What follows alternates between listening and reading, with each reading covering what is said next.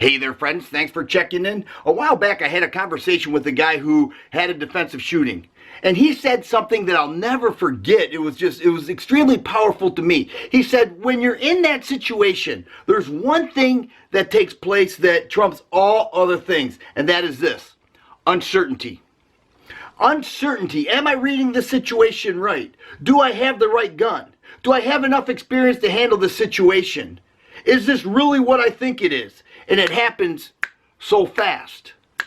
And so that hit me like a ton of bricks. I haven't been able to get it out of my mind, you know, and we talk about this, we watch videos. Hopefully we are talking to people with more experience who could tell us some of the emotions and things that go through our mind if we're ever faced with, you know, a defensive shooting situation or defensive situation in general. So the thing to do is say, well, how do we decrease the uncertainty?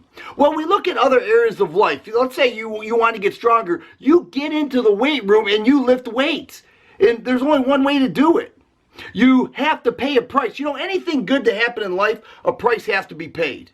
And once we pay that price, we do what? We increase our confidence, hopefully decreasing the uncertainty. With confidence is huge. So how do we gain confidence? Well, you pay that price by preparedness. I don't care if you're taking a test, if you're playing sports, the more prepared you are, the better you are to handle any experience. End of story. So how do we increase our experience? How do we increase our preparedness? You know, I talk to so many people who they get their CCW permit, they get their gun, they get their holster, and they say, I'm good. I can carry now, I can defend myself. But I tell them, you know, the only skill that you really obtained is this. The ability to do this.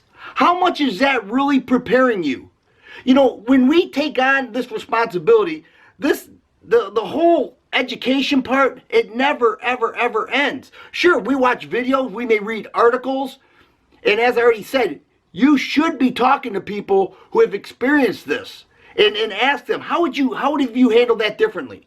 You know, what would you do if the same thing happened again? And you get that feedback and you just kind of soak all this in as well as everything else, but nothing will prepare you more than a good training class. Now, you hear time and time again, people say, well, you have to be training, you have to be training. You know what? I'm talking to you. I'm talking to the guy who got his permit, he got his gun, and never did anything after that. Watching a video might be good for entertainment value, and then you move on to the next video. That's not enough.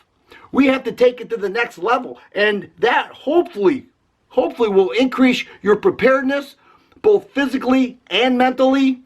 It will increase your confidence and therefore decrease the uncertainty if, God forbid, you ever end up in a defensive shooting situation.